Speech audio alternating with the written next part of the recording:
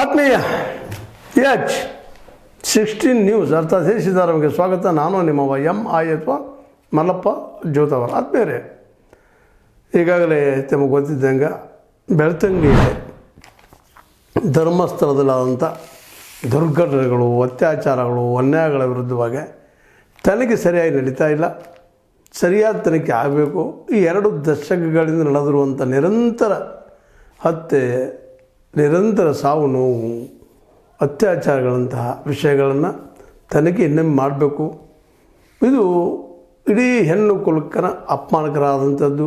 ಜಗದಲ್ಲಿ ಎಲ್ಲೂ ನಡೆಯಲಾರದಂಥ ಒಂದು ಹತ್ಯಾಕಾಂಡ ಇಲ್ಲಿ ನಡೆದು ಹೋಗಿದೆ. ಧರ್ಮಸ್ಥಳದಲ್ಲಿ ಅನೇಕರ ಜೀವಗಳು ಹೋಗಿದ್ದಾವೆ. ಹೆಣ್ಮಕ್ಳು ಅವ್ರಿಗೆ ನ್ಯಾಯ ಸಿಗಬೇಕು ಅಂತೇಳಿ 16ರಿಂದ 20 ಇಡೀ ರಾಜ್ಯದ ಮಹಿಳಾ ಆಯೋಗ ಜೊತೆಗೆ ಮಹಿಳಾ ಸಂಘಟನೆಗಳು ತಮ್ಮ ಹೋರಾಟವನ್ನು ಆರಂಭ ಮಾಡಿದವ ಬೆಳ್ತಂಗಡಿಯಲ್ಲಿ.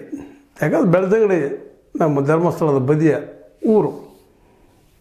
ಈ ಒಂದು ಚಳವಳಿ, ಈ ಒಂದು ಮೂಮೆಂಟ್ ಇವತ್ತು ಬಿಸಿ ಏರಿಸುವ ಎಲ್ಲ ಸಾಧ್ಯತೆಗಳು ಹೆಚ್ಚಾಗಿದ್ದಾವೆ.